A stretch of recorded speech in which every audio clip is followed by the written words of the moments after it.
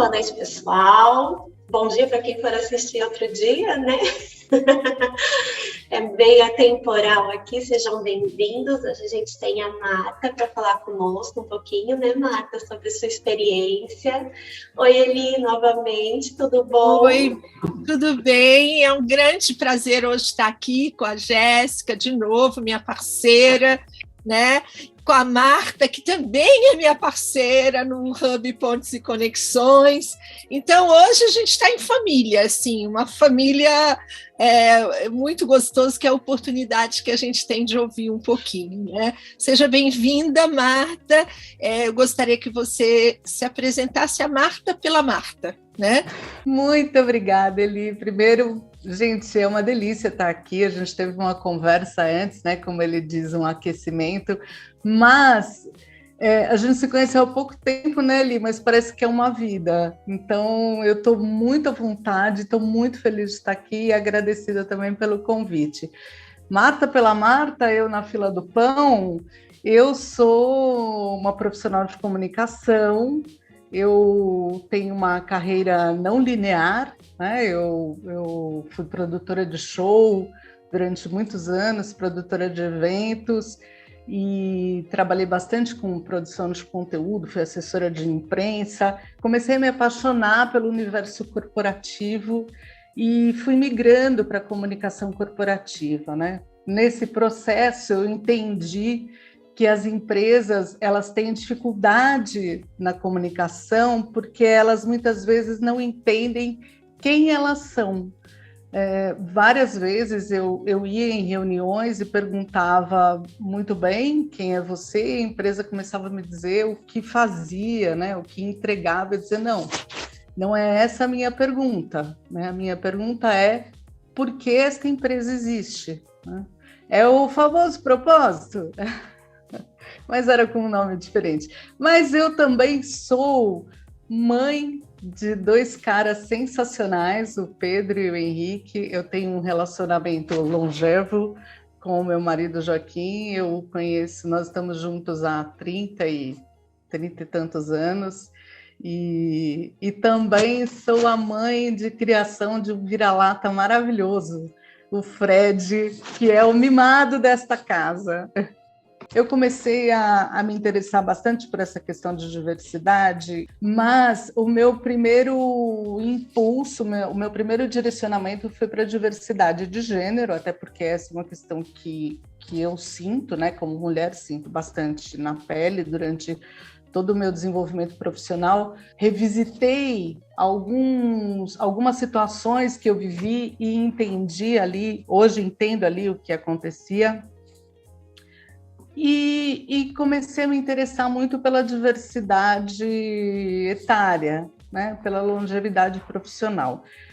Isso se deve muito à minha mãe. Eu gosto muito de citá-la sempre, porque minha mãe é uma pessoa de hoje 85, 86 anos, eu não sou boa de conta, 85 ou 86 anos, e aos 70 anos ela recebeu o convite para ser superintendente de uma empresa.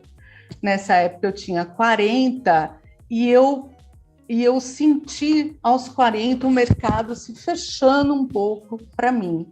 Mas olhava para ela e pensava, não, eu ainda tenho muito a entregar, eu ainda tenho muito a acrescentar à minha vida e também tenho muito a entregar para as outras pessoas, né? E a minha mãe se manteve nessa empresa até um pouquinho antes da pandemia. Portanto, foram 14 anos, né, nessa empresa, e foi decisão dela sair. Então, hoje, quando eu olho para os meus 55 anos e para os 85 anos da minha mãe, eu me sinto uma pessoa muito preparada, capacitada. E eu gostaria, não é só gostaria, mas eu trabalho para que o mercado enxergue profissionais como eu, como você, como tantas outras pessoas. Eu costumo dizer, né, que assim, a vida é como um coração. Como é que é o desenho de quando você faz um eletrocardiograma? Ele não é, porque se você tiver uma linha reta, você morreu. É um problema. Né? Ele tem que ter sobe e desce, sobe e desce, sobe e desce. Então, e isso significa que você está vivo. Então, Exato. essa coisa de não ser linear, e eu acho que a longevidade passa por isso. Então, eu acho que esse é o papel, sabe, Marta? Que é um papel que você faz, que é muito importante. É um papel de levar para as empresas a importância de tirar a diversidade etária do porão e colocar ela na varanda. Vamos olhar para ela, porque é ela que será a realidade visível para sempre, para agora, né? Igual ele fala bastante, né, que o trabalho e emprego são coisas distintas. E aí, tipo, meu pai é uma pessoa que eu tenho certeza que até o último minuto de vida dele ele vai trabalhar sem parar, porque é dele, ele gosta de fazer isso. Então, é bem interessante ver realmente isso acontecendo. E é real e é possível, né? Acho que a curiosidade nos move e nos leva longe. Mas eu queria voltar um pouco, se me permitem, eu queria voltar um pouco a essa questão do ambiente corporativo e do mercado, né? A gente está falando sobre longevidade principalmente, e eu gosto muito de olhar as empresas da porta para dentro.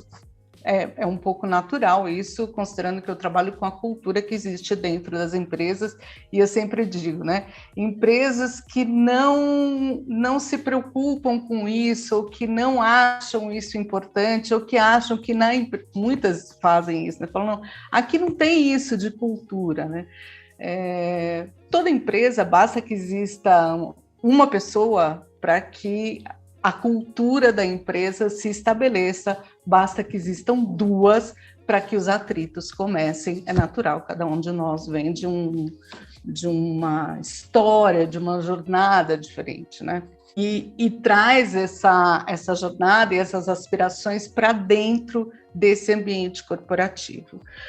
Mas as empresas ainda olham muito para o mercado. Então, hoje, o que eu percebo nesse movimento, né, de longevidade, e ele já começou, obviamente, muitas pessoas estão falando sobre isso, e cada vez mais pessoas falando sobre isso, é que ele ainda é para o olhar do mercado. Então, eu enxergo o consumidor maduro. Mas se a gente pegar algumas pesquisas, e ontem, Eli, a gente teve a oportunidade de participar da apresentação de um estudo, né, que foi feito pelo Grupo Globo, e aí eles dizem o seguinte, que essa pesquisa aponta o seguinte, que 49% dos 50 a mais não guardam dinheiro, 39% trabalham por conta própria e 39% são a única fonte de renda da casa. Muito provavelmente esses 39% são a única fonte de renda e 39% que trabalham por conta própria fazem parte dos 49% que não conseguem guardar dinheiro. Então, se o mercado começa a olhar o maduro como potencial consumidor, obviamente vai haver um empuxo, né, nessa direção. Vai ser o maduro, ele vai se ver compelido a consumir, né, porque o consumo ele é um desejo colocado sempre. Essa conta não fecha. Porque se o maduro não tem oportunidade de trabalho e não consegue ter renda, como ele se transforma em um consumidor? Então, assim, eu acho que é tão natural que esse movimento aconteça, é tão natural e óbvio que as empresas vão ter profissionais maduros, independente da sua vontade ou não, não há mais como evitar. O que acontece é como as empresas vão lidar com esse profissional. Como eu posso unir pontos fortes de cada geração? Eu acho que é isso que as empresas precisam enxergar, é que isso é um ganha-ganha. E não é só porque eu estou numa responsabilidade. A responsabilidade social é muito importante, é a necessidade que vai se fazer presente, porque a gente vai ter mais maduros, né? Trabalhando em empresas por muito mais tempo, foi o que a Jéssica falou e que você falou, vai ser uma opção. E que seja opção, né? A liberdade é uma escolha.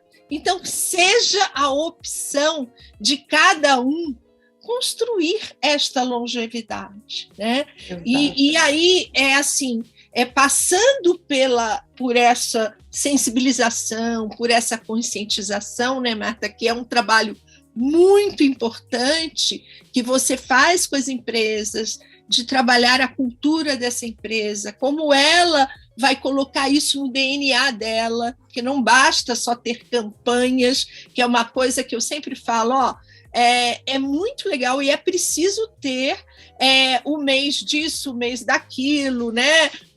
Mas a empresa precisa entender que isso tem que fazer parte dos processos dela. Acho que a mudança de hábito, ela não vem só de uma conscientização, né? Esse é um pedacinho assim, do que a gente pode trabalhar para mudar hábitos, mas ela também vem do ambiente.